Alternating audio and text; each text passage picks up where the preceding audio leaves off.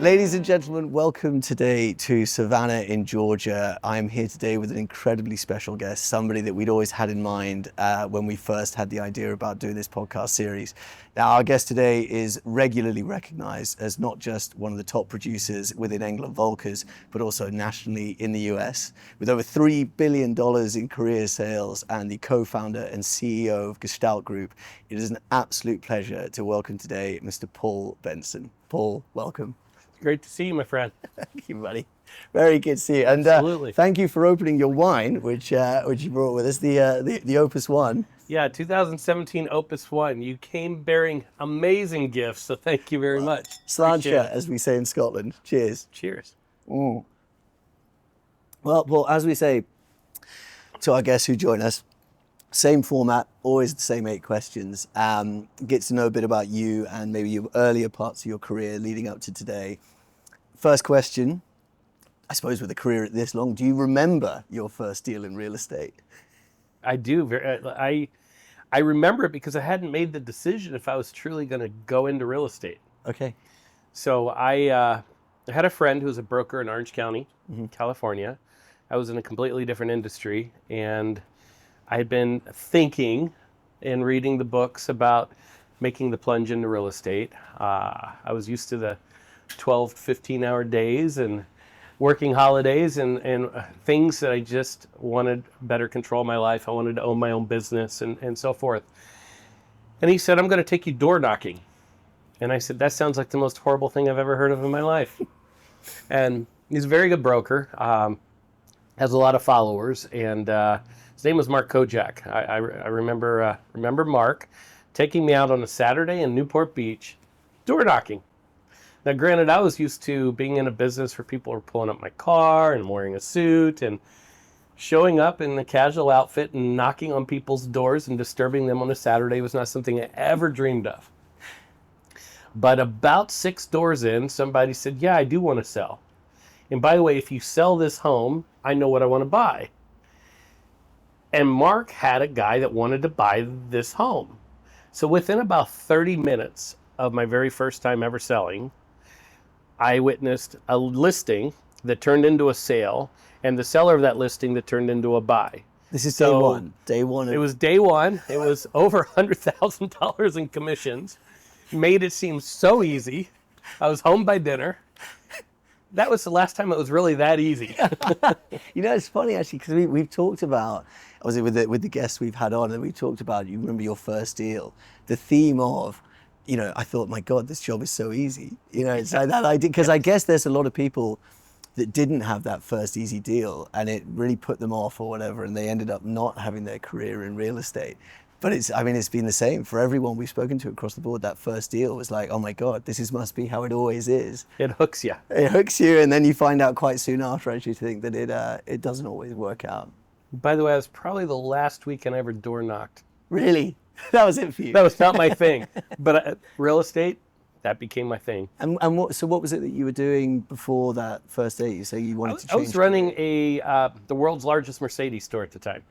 So okay. I came from the automotive world. I had been the marketing officer for Mercedes National, and then I switched over to running a dealership. I had a sales background and kind of worked my way through all sorts of different avenues over 15 years in that industry, and was really at the pinnacle, but it was a very thankless career.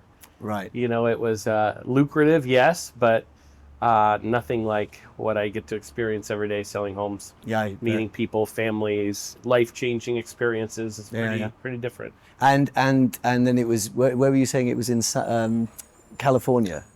Orange County, Newport Beach. Yeah. Okay. And then, because obviously now you're based out of Park City. How long were we talking about between?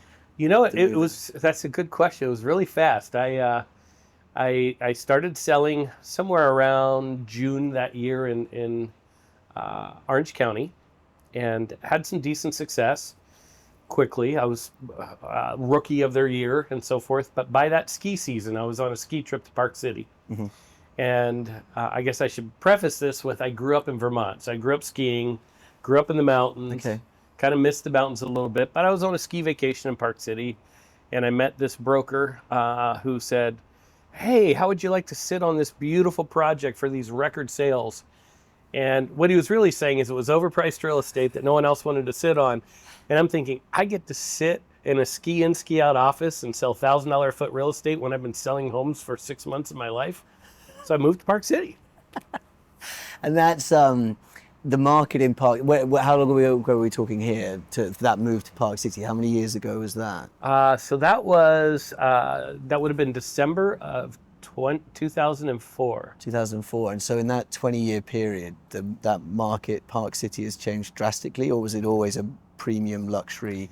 Yeah, I market? moved there the year after the first Olympics, which they just announced the Winter Olympics again coming back. So I moved there just as it wrapped up. And so they thought they had just hit this big surge, and new hotels were built, new roads and so forth. The infrastructure was dramatically upgraded. But since then, the combination of the pandemic where people decided, hey, I can work from anywhere. Yeah. The combination of a new airport that is just phenomenal. It's a very different city now, much pricier real estate. That overpriced listing I started with now would be about 4.5 times what I sold them for. Really? Wow. Yeah, because $1,000 a square foot 20 years ago, I mean, that's pretty significant pricing, right? Yeah, now they're just under 5,000 a foot for that location, yeah. Wow. Well, that leads on quite nicely then, Paul, actually, because when we're talking about high value transactions, and of course this could be universal for lower price deals as well, but they can be quite complicated. Now, would you say that there's one deal that sticks out in your mind as being just unbelievably complicated, one that really was an absolute killer? Yeah, I would still say it's my career deal. Okay. And so it wasn't a home, it was a ski resort. Oh, wow. And the opportunity basically was there was an owner of a ski resort that owned the land, but not the actual rights to the resort. Mm-hmm.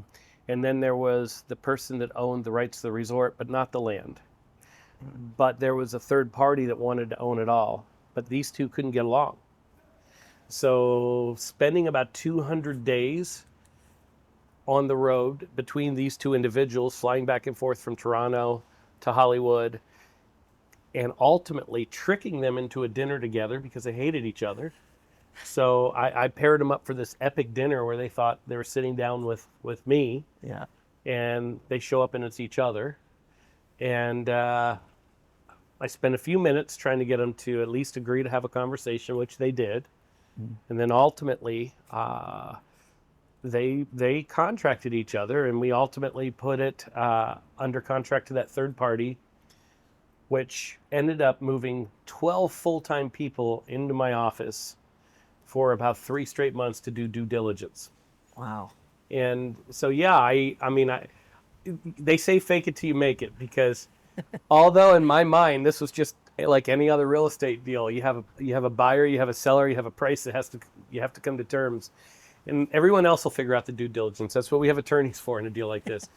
But I had no idea. I mean, it literally ended up being 2 years of my life of just like nonstop babysitting every piece of the transaction, every party, from the attorneys doing the due diligence to things like NBA All-Star Weekend was in Vegas that year. And I had to pull off on the day of, I had to pull off suites for the parties involved. I won't name names. Had to pull off suites that night in the Skylofts at the MGM and tickets to the NBA All-Star game to get the deal over the hump. And Jeez. we did, but that was a complicated one. That was definitely, I learned so much in that as far as just, not ever letting personalities get ahead of themselves. Yeah. Everyone's going to have their angry moments and say things that really shouldn't be said. And, it's really our role to calm everybody down. And once the pieces are kind of all over the floor, pick them up and remind everybody we're here to do a deal. And that's what we did. And it's, I think it's universally true as well, but for a lot of agents, that when you're dealing with high value transactions like that, there can be a temptation to push, because obviously commissions are significant, right? But your responsibility ultimately is to your client. But it can be incredibly frustrating. And 2 years is a long time to be waiting for this game-changing transaction to take place. But you managed to keep yourself fairly level-headed throughout the whole thing. But over the course of that 2 years, did it ever feel like this is it? This is falling out? Oh, many times. It wasn't. I would say it definitely wasn't a career commission. Right. Okay. It was a fraction of what you would expect it to be, but it was a career experience. Right. Like the amount of contacts, the people I still do business with today because of that transaction, which was back in 2008-9 is when we started. And this is financial crisis as well, so it's like you're going Yeah. through that as well. Exactly. Jeez. Yes. Did that affect the price? It did not affect the price. It affected the timing Right. because one of the funding partners backed out, Right. and we had to find a new funding partner. And ski resorts are kind of like football teams for billionaires. They all want one. Right. Everybody wants a piece of a ski resort, but that doesn't mean they're going to do what's right for the town. And so to really watch all the personalities involved, choose the right partners, I really do believe that the end result was they wanted, the parties involved in this really wanted something that was best for the town, that was fun to be part of. Yeah, I bet it was. And you were representing essentially the sellers as these two. Unfortunately, all parties. All parties. Yeah. But, ultimately, I didn't represent You the knew third who the party, buyer was. but I was in the middle of making. They came in unrepresented, basically, the third party, because Right. they had their own due diligence team. But they knew about the deal because of my group, and so yeah, technically we were really massaging all three parties. Oh, Jesus Christ. Yeah, yeah. And well, okay, but that again, so in terms of, you talk about significant commissions, significant deals, whatever, so that was a complicated example. Is there one deal that does stick out in your mind then as being the most significant to you in your career? Most significant, I would say right now is I'm closing so I've had I've been lucky to have many record sales in Utah. Yeah.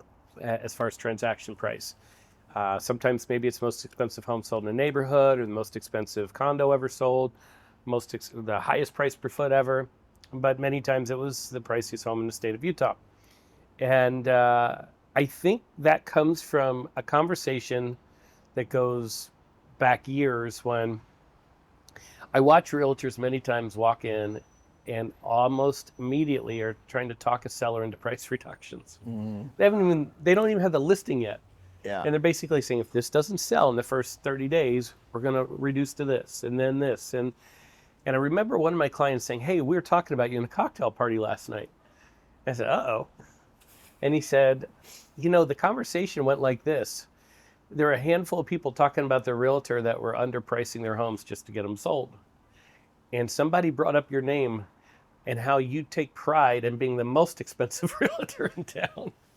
He said, if I was a realtor, that's the conversation I want said about me at a cocktail party. Yeah. I thought really hard about that for a long time. I still think about that as far as your reputation. What is your reputation? Our reputation isn't, I sold it fast for the best price and, on to the next.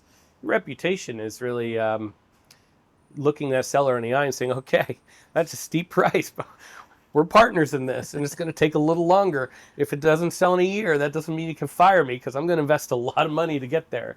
So we are partners. As long as we're partners in this, I will go for your ridiculously crazy price. And so you're comfortable with the seller saying, I'll only sell at this price, and then it's okay. Absolutely.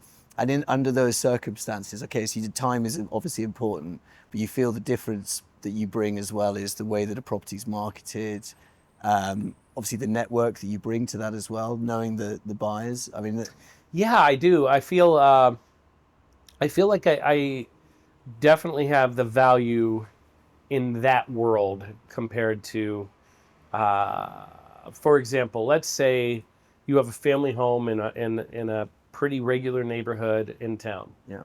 Home, it's not a lot of tourists. It's not a billionaire collector home.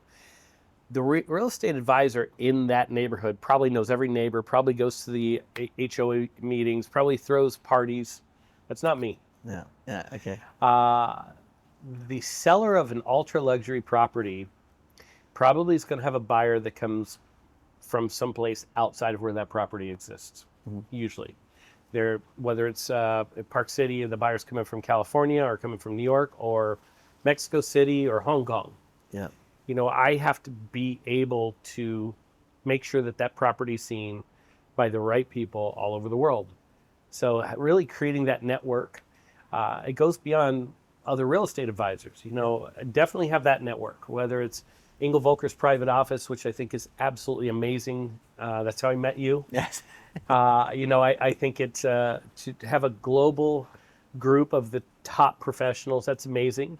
There's also a non-denominational group out there known as Realm, which has been amazing for resources for really finding other advisors or clients for properties like this.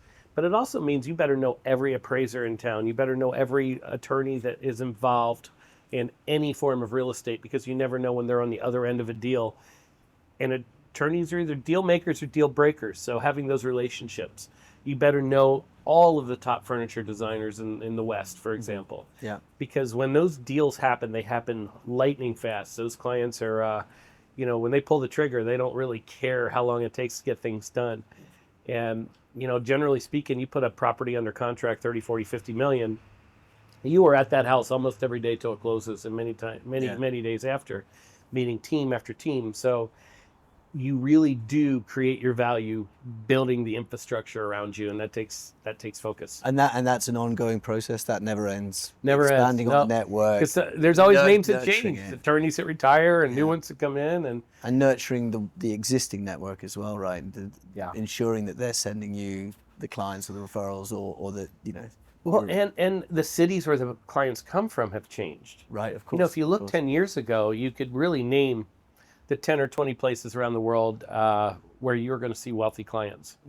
Now you're seeing towns that you would have never dreamed of where billionaires are snatching up properties. And so you have to absolutely expand your reach and follow, people say follow the money.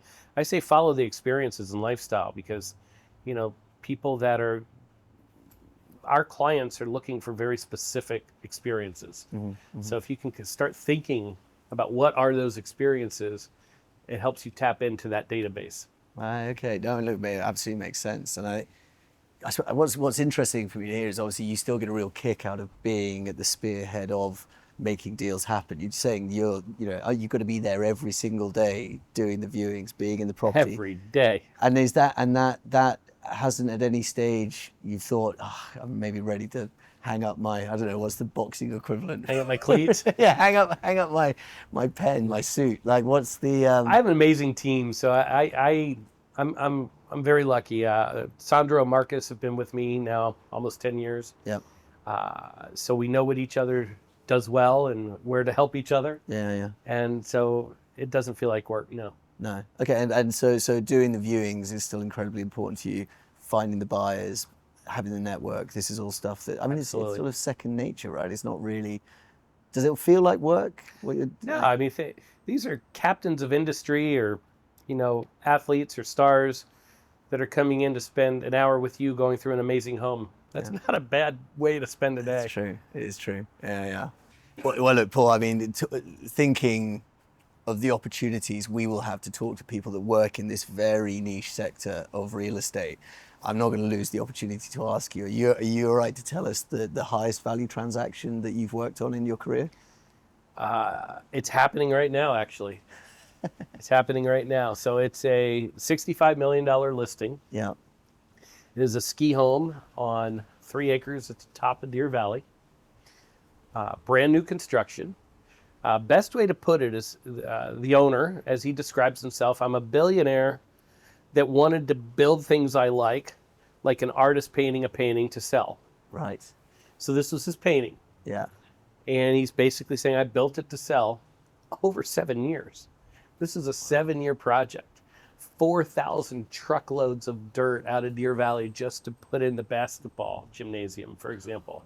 So it is 23,000 square feet of top quality, of course, but things like when you first walk in, there's this ultra high resolution video wall that plumbs in people to greet you.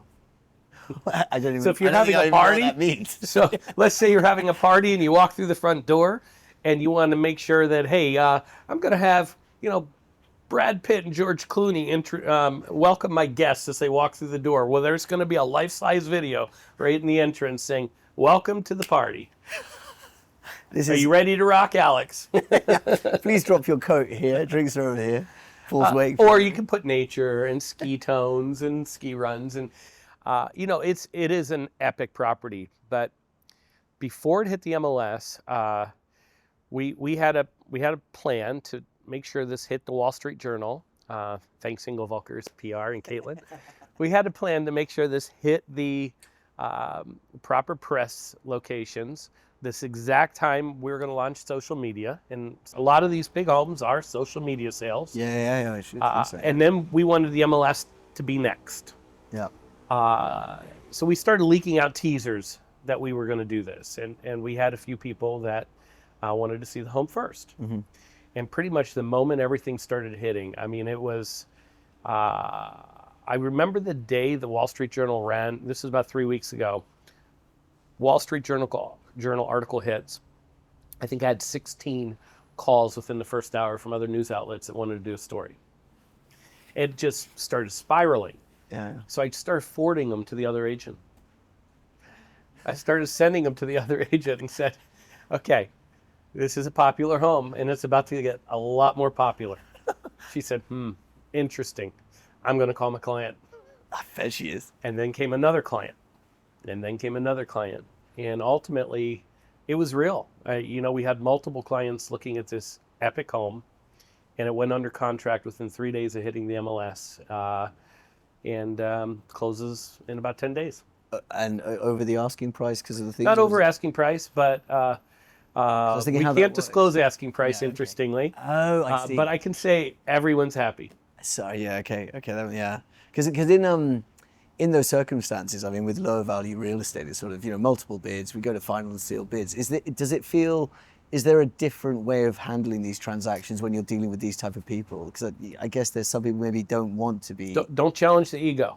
Right, okay. And you just have to assume somebody writing a $60 million check is going to be very successful what they do. Right. And I think if you play the game of, hey, let's get into a bidding war, let's get the price up. Yeah. That person has the gift to walk away. Yeah. I don't think you're uber successful without knowing the word no. Yeah. And so I've learned not to. I'm here to serve. Yeah. I'm not here to challenge or argue, I'm here to serve. And so I do find that delicate dance of being really honest that there's other parties. Being really honest and direct with the party that we believe is the best fit for all the circumstances. In this case, for example, a family that wanted a basketball court and wanted a climbing wall and wanted a bowling alley and all of those things, so that when they traveled in from out of state, they would be able to keep everyone entertained, but everyone together. Right. That was the right buyer. And when you say you learn to serve, to not challenge maybe when it's unrequired, this is something you learned the hard way, or it became apparent to you during working with people like this? I think I've had some nicknames for being able to deal with some pretty high maintenance people over the years. And I've just never taken it personal. Yeah. I didn't realize it was a gift until maybe the last 5-10 years.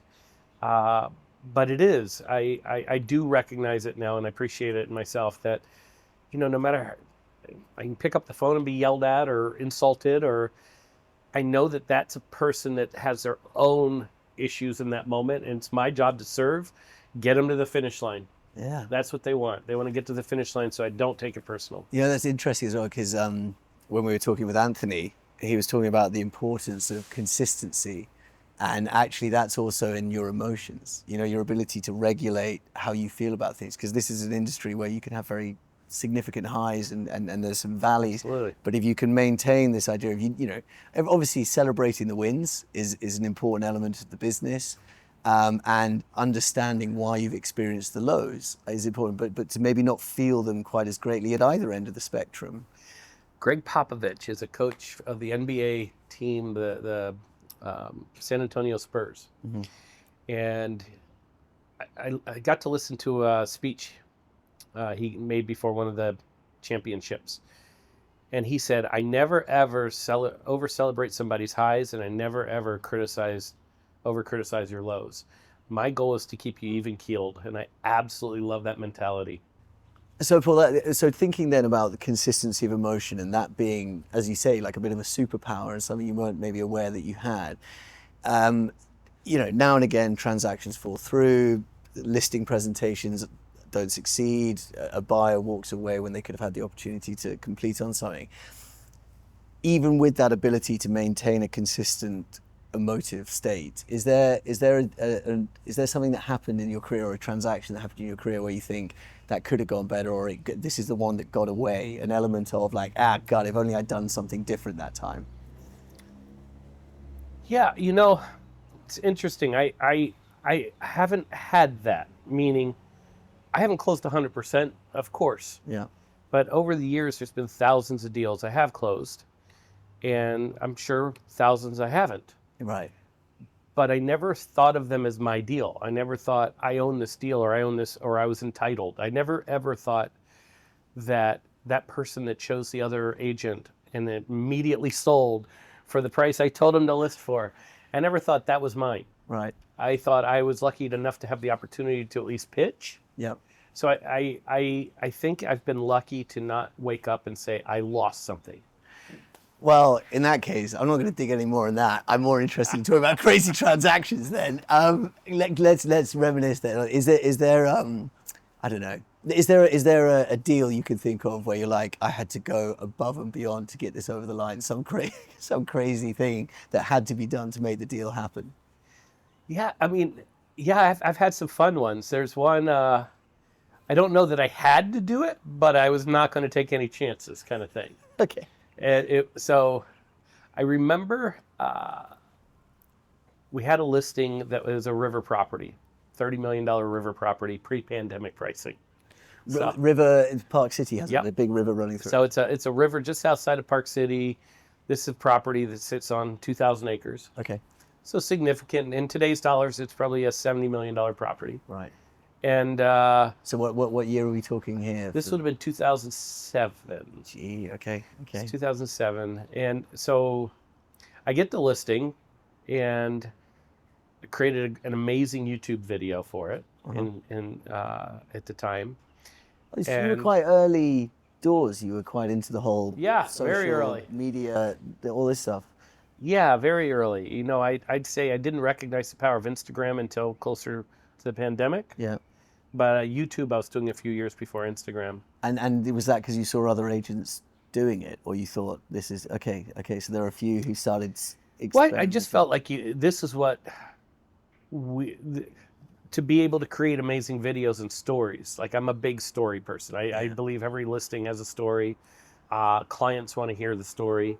So I've always embraced the video side of things. Like, I think every home deserves an amazing video. Okay, so this one in 2007, you've made a video. You've got this thing. Yeah, I made this beautiful video. I'm co-sponsoring this golf event with G. Merkelbach, another amazing private office advisor out of Tahoe. And we're in Tahoe, and I meet this client who he sees the brochure we're on the 9th hole. Gene's smart enough to have the only drinking hole at this event.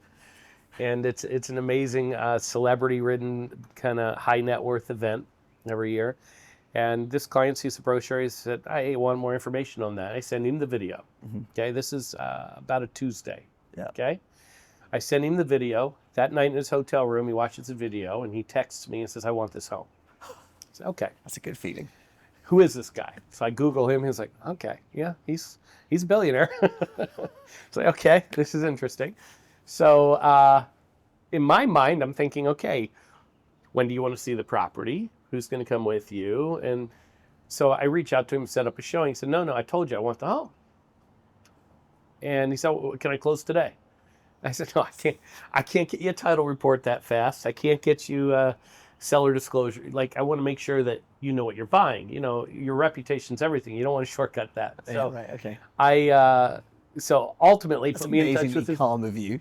yeah, yeah. Like in the moment. Yeah. So he put me in touch with his business manager, and basically his business manager watched the video as well and said, okay, no, we know the home. It's good. Send me over the title report. Vinny wants to close this week. He wants to use the home this weekend. And so I said, okay. We rushed through it. We got it done. Okay. And this is what I remember. It's Friday night. I'm thinking to myself, I have the keys. This guy's never seen the home. He closed on this home this morning already. Oh, it was done. He had already closed. So I didn't need to do this. But in my mind, I don't know what can go right. You know, you don't want someone unhappy. He said, can you meet me at the airport? I'm flying in with a few friends. And I'm sure, I'll pick you up at the airport. We'll take you to the home. No, we've got cars now. Just meet us at the airport and show us how to get to the home. About an hour before the plane lands, he says, I want to ski tomorrow, but we don't have ski equipment. Now, this is about 1 a.m. Yeah, sure, I could get you ski equipment. What size boots? How many people, I asked, and he said, well, there's about 12 of us. Okay, that's interesting. So I called up the owner of the top ski store in town, who I knew, and I'm going to give him all the credit, Cole Sport in Park City, you know. They opened up at 1 a.m. You know, we met at the airport, and 2 jets flew in, not 1, but 2 jets, and this entourage of SUVs, and we go up to the ski store. We spend a few hours getting equipment so they could have first tracks in the morning. And then we get to the house about 4 a.m. Mm-hmm. He walked through the home for about 30 seconds. Paul, this is great. Thanks very much. Job done. It's like, okay, here we go. And is that one of the fastest deals you've done, or have you managed to? We've had a few pretty much where, you know, that ultra net worth. When they know they want something, they want it now. Yeah. How fast can you do a transaction in the US if all the legal 3-4 days max? 3-4 days. Well, 3-4 days is the shortest, I should say. Is you have to make sure you get the disclosures, title report, everyone signs, so that the person knows what they're buying, and you want the I's dotted and the T's crossed. I don't think you can do it any faster. Because the repercussion of not doing that, is that, I mean, are we talking reputational damage or legal? I'm sure it's all the above. I'm sure it's reputation. I'm sure I mean, yes, they sign waivers, but there's always the lawsuit that could happen that I don't want to happen, and I've never had, so I want to keep it that way. Yeah. Never, because listen, I don't know how. I've never had a client sue me. No, absolutely. This is a country, as far as I can tell, that's famous for. It's a little litigious, this country. Yes. Well, actually, okay, this is interesting, again, Paul. I've heard bits about this, but talking of people being sued, taking another drink of wine on this one. Yeah, the recent thing about, and you're gonna have to explain this to me, with buyer representation in the US, there was a legal challenge to that. Yeah. What's happened, and has this affected your business at all, or is it just partly take it in your stride? You know, really, it is interesting how it went down when you study it as many times as I've had to. Basically, it started from the big case that everyone talks about was in Missouri. Right. And ultimately, you had a buyer that had a buyer agent that disappeared. Okay. And that buyer went through with the transaction and bought the house. And in America, the commission was paid by the seller, so the whole commission was already paid for. So that buyer got their 3%. And that means the buyer's agent got the 3%, which means the buyer paid, in his mind, an extra 3% for the home for this buyer agent that disappeared. Okay. And the buyer had no say. So after rounds and rounds and rounds in the court, they came back and said, okay, the buyer should have always had the say. So we're going to change the rules. And by the way, we want all the buyer agent commissions over the last 10 years paid back. This is just the state of Missouri. So it's billions and billions of dollars, okay? And everyone squealed and basically said, well, you can't do that. Why would we have to pay this? Well, because if we don't pay this, if we don't settle this class action suit, then it opens it up to states like California, and it would be many, many, many more billions. Right. So companies had to really kick in, and the National Association of Realtors had to really kick in. But if they didn't, at some point they were going to go after the realtors. So we all did. Yeah. The end result, I think, is still murky. I think it's complicated for the consumer. It's complicated for the advisors. It's complicated for the broker owners. But I do believe that the buyer should have a say in what the agent gets. I think it'll be a few more years of evolution before it gets comfortable. I would say the short term, though, is no, it has not affected things. I would say the buyer's agent commission has dropped a little, but the listing side is raised a little. Okay, interesting. And that's mostly because now the more clients are going directly to the listing agent. So there is a balance there. And, I think it'll be years before we have the data to know where this ends up. But I'm okay with the buyer having a say. And would there, because in the UK traditionally, buying agents would agree a commission with the buyer that is paid directly to them. It doesn't come out from the proceeds of the sale. It's an agreement that usually between 1.5% and 2%. They might take a retainer if nothing happens or anything. Can you see that being the case in the US, that there's representation directly with the buyer? That's really how it can go right now. Basically, we as a buyer's advisor can sit down with the buyer and say, okay, here's my fee. Yeah. And it sometimes can get paid by the seller if the seller wants to credit it. Otherwise, it's paid by the buyer. But in our industry, we don't love change. Yeah. Change. We're allergic to change. Yeah. And so I think there's a lot of apprehension. I'm in 7 states as far as owning brokerages, and so I get to see multiple different versions of this law reinterpreted from the state level to the county level to the brokerage level, the MLS levels, and there's a lot of misinformation still out there. And no matter how many different ways you try to bring everybody together, each government has their own opinions. So it's still in flux, but ultimately those who have started just accepting the fact that, hey, I'm just going to talk to my buyer and we're going to have a separate agreement are doing the best with this. Yeah, okay, that makes sense. I got to ask you mentioned 7 states. You got an 8th in mind? I do not. I'm pretty good with the 7. Yeah.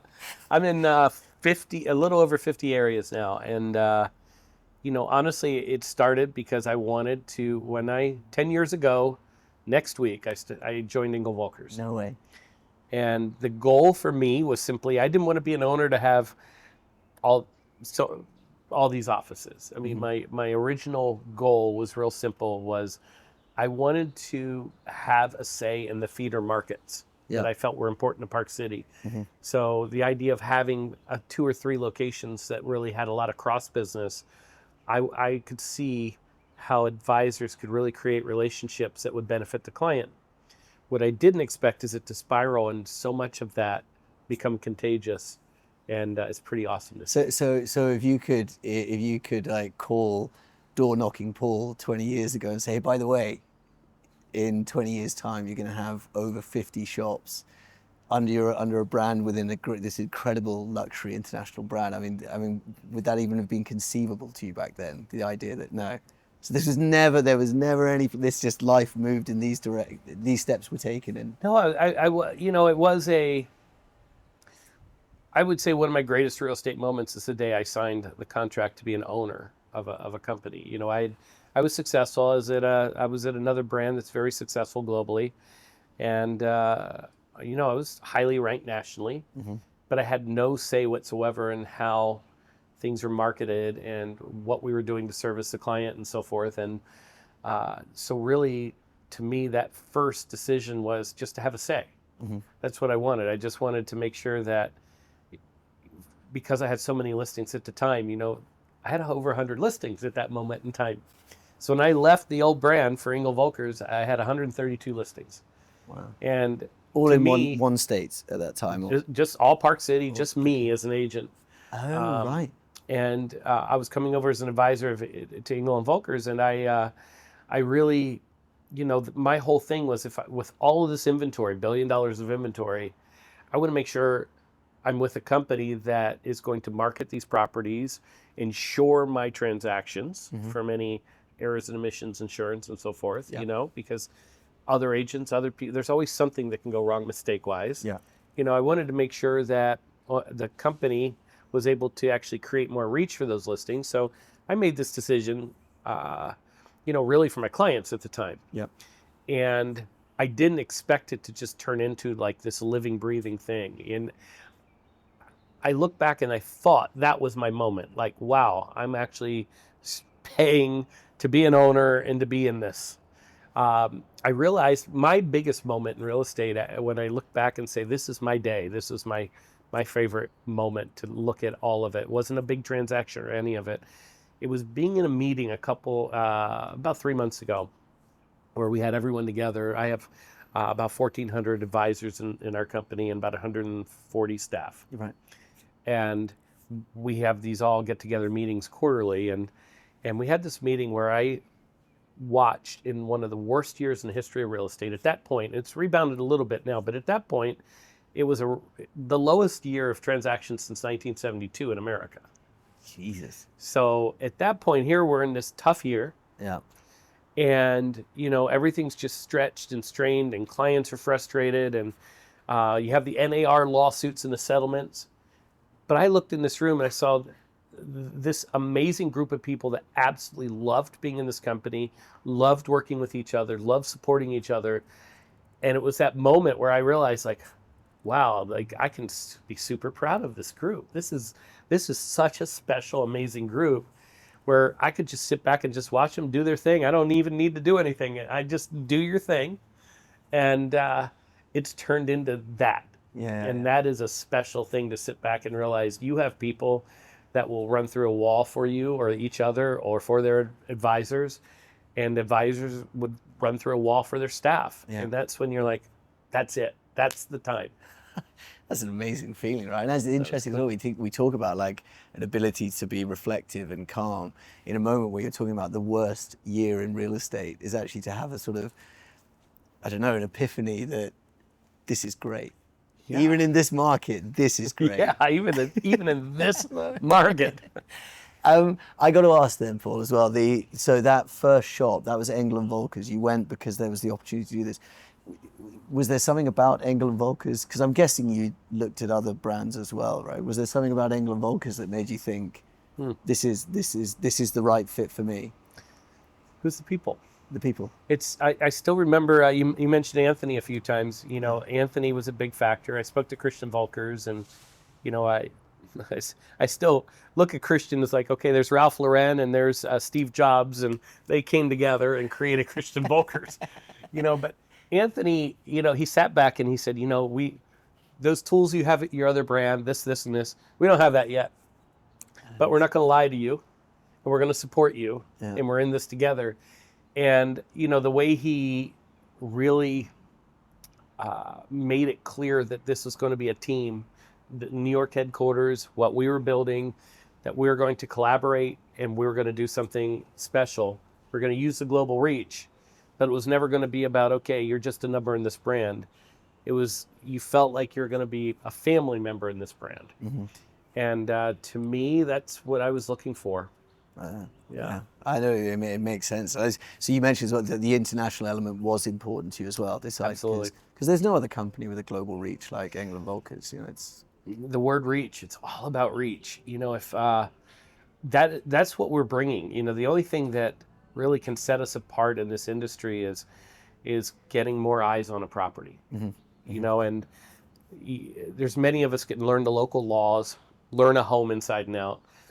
But when you take that listing, you absolutely have to be able to get more eyes on it than anybody else, and the global reach is real. Yeah. I mean, absolutely. I mean, you see that even coming to a thing like this, the Private Office Fall Summit. I mean, everyone from all corners of the globe. It's an unbelievable bunch. I'm intrigued to know, Paul, one of our questions about important properties. So obviously you're a man who's been in a lot of significant properties and seen a lot of incredible places. Is there one property in your life that stands out to you, whether this was a transaction or somewhere you grew up, wherever it may be? Is there one property that stands out for you as the most significant in your life? Interesting. One of my special places, it's a place called Calistoga Ranch. It's in Calistoga, Napa Valley. Okay. Kate and I would go there often. We ended up getting married there, and basically rented out, the resort for our family and kids to run around this beautiful resort that was connected by trail system in one central location, no cars allowed once you get to the resort, tucked in this beautiful kind of canyon, on a vineyard, lakes, like just absolutely everything that creates that ultimate experience that you can think of till it burned down. Oh. Yeah, about a year after we got married, that whole thing just burned to the ground, gone, just disintegrated in seconds. And it's not like I owned the home. I didn't sell it. I didn't own it. We got married there, but it was a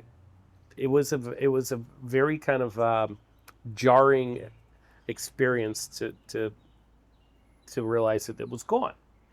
And I think for me, all these years, you go in those homes where people are able to show you that, okay, yeah, it's a beautiful architect, beautiful views, all that stuff, but this room is so we can have our grandkids, our kids, our family, all in one area, separate enough that they're doing their own thing, but we can see each other still.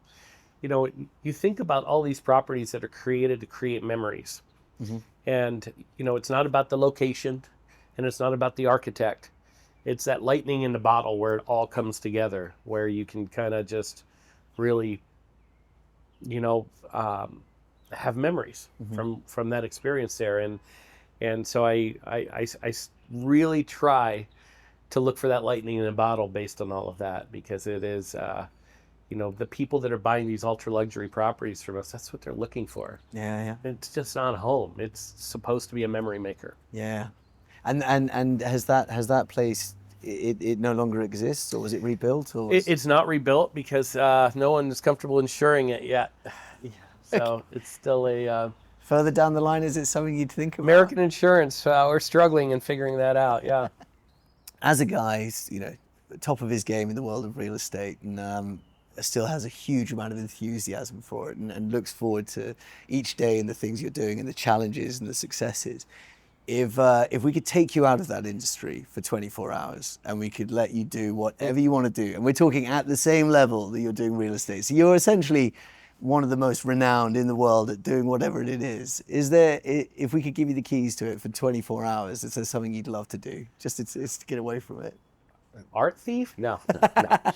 International criminal. Yeah, there you go. I would say for me, I love, I definitely would love to be in a courtroom litigating and so forth. And I'm also a huge sports fan. So it would be Jerry Maguire. Oh! I want to be a sports agent. I literally watched that 3 days ago. Oh, yeah. Boy, that would work just fine for me. That would be a fun day. That would be a fun 24 So hours. A sports agent. Yep. Okay, and which sport are you looking to get the number one MVP pick in? I'd say that I follow pretty heavily NFL, baseball, and NBA. So who are your teams? I'm pretty Arizona focused. Phoenix Suns and the Cardinals and the Diamondbacks. I'm not from Arizona. Now we have a house there, but ultimately I was lucky enough in my marketing world. Yeah. I was there when they first picked the very first Arizona baseball team, the night that they had the draft board picking the players, and then you start watching them, then you get sucked in, then you get addicted. But, I love all sports. So you give me 24 hours as a sports agent, and I'm going to put together a hell of a team. That film, Jerry Maguire, is there's something about that. Help me, help you. Help me. Help me. You are an ambassador of Quan yourself as well. It's football. There you go. Paul, this has been a joyous experience for me personally, and for I'm sure the people watching at home to get to really see what it takes to be in the industry you're in, and your journey to getting to where you are now. And these things we talked about, luck, vision that isn't there from the beginning, these things transpire as you go through your career. So there's been an awful lot that's happened in your career that's got you to where you are now. But if we were to give you a chance to tell people at home who are watching this and thinking about just starting out in the world of real estate, what would be your advice for someone that's, and is that advice different now than you would have perhaps given, say, 10 years ago? Do you feel that things have changed a bit? Yeah, I do think it evolves. I would say 10 years is where I think you need to be planning. Oh, okay. And I've really always given that advice, meaning look far out and start down that path today. Mm-hmm. If you want to be a luxury broker, you have to start today marketing yourself as a luxury broker. You know, I've met people that they do hundreds of homes a year, but they can't break in the luxury market. Well, you know, you have to choose a path, because the people that are watching your marketing and watching your community that's watching you on social media, they need to know your most authentic self. So you have to define what is that most authentic self and go down that path with all of your messaging, all of your content, and you have to make it really clear what your goals are and where you're trying to get to. That was the easy part. I'd say what's complicated it is there's so much noise right now. There's so many different ways to do this, whether you want to do it on Instagram or YouTube or TikTok, or you want to do podcasts. Mm-hmm. Yeah. Or you know, postcards, door knocking, cold calling, get a coach. There's so many different methods that noise, I think, is making it harder for somebody starting out, because they start thinking, I got to at least pick 2 or 3 of these things. Yeah. And I don't think so. I think you have to pick one. Yeah. You have to get laser focused and block out all of the noise and say, okay, this is my goal. This is my path. What is that one thing I'm going to do better than anybody else? And I'm going to out hustle and outdo. And because ultimately, if I check in with you and you're not succeeding, you probably are following up on your Instagram leads, you're following up on your email leads, you're following up on your Zillow leads. Mm-hmm. And I ask you this question, Alex, how much time did you actually spend on that one thing this week that makes you the money? Almost always it's, oh, I need to do more of that. Yeah. Get that one thing and block the rest out. And it's okay if you're not like a social media star. Yeah. It's okay if you're not hosting the best events. But whatever your one thing is, you have to really put your mind in that mindset. You're going to focus, you're going to do it, and you're going to do it better than anybody else. And just thinking about it, so you mentioned about thinking about your authentic self and building on that. Do you think it's possible? I'm going to wait for that one to go. Give it 2 seconds. It's a goddamn great. That's universal as well, for outside of real estate, right? The idea of what's the thing that makes you money? Have you actually focused on that this week? Because all the distractions can really pull you away from that stuff. What is your money-making activity, and how many hours did you give to it? If you only give 5 hours a week to your money-making activity, you're going to make money. Yeah, that's very true. You mentioned there, Paul, about your authentic self. I'd be interested to know, do you think it's possible to build a persona that ultimately you become, that you could say, well, I want to be the top luxury realtor and a guy who's, I've got a big presence and people know me, but it's not really who I feel like right now. Do you think it's possible to become that thing through channeling your energy into doing that? Or do you think the authentic self is predetermined? This is okay, you have certain characteristics that you're good at, stick to them. No, that's a great question. I think absolutely you can, but that means you have to be all in. Right.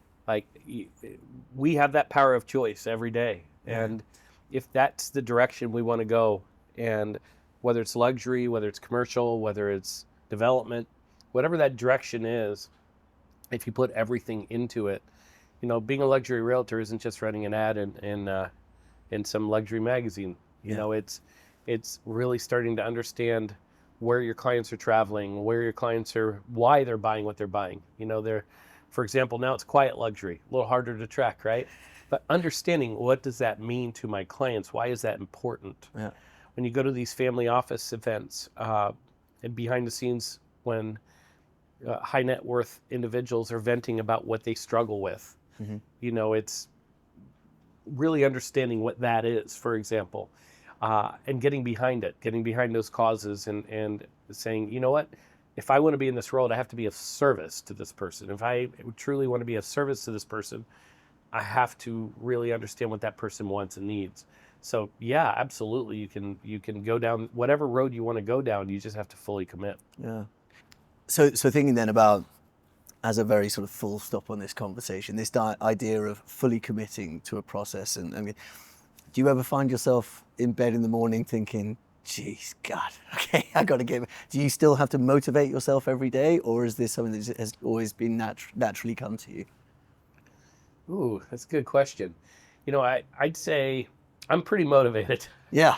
So I do generally wake up fired up, ready to go. But I'd say, let's say you just had a sale fall through, and you have to break the news to the parties, or there's bad news you have to deliver, whatever it is. Those are harder moments. Yeah. You really do have to give yourself a little bit of a pep talk Yeah. as to, the balance of all of this. It is supposed to be a job. Yeah. And we talk about how fun it is because, we're doing, we're interacting with amazing people every day, and that does make it fun. But when it gets harder, you just have to, you have to do it fast. Mm-hmm. Like, don't put things off. Don't procrastinate is my belief. My belief is That's a tough one procrastination for is a lot of just people. like immediately knock it off. Like, not even like, don't even say, I'm going to give it an hour. I'm going to think about it. Like, just think about it long enough not to make a bad decision. Yeah. But immediately, the moment you have that decision, like that second, pick up the phone and just do it. Rip off the Band-Aid and it's Yeah. like, it's done. Yeah.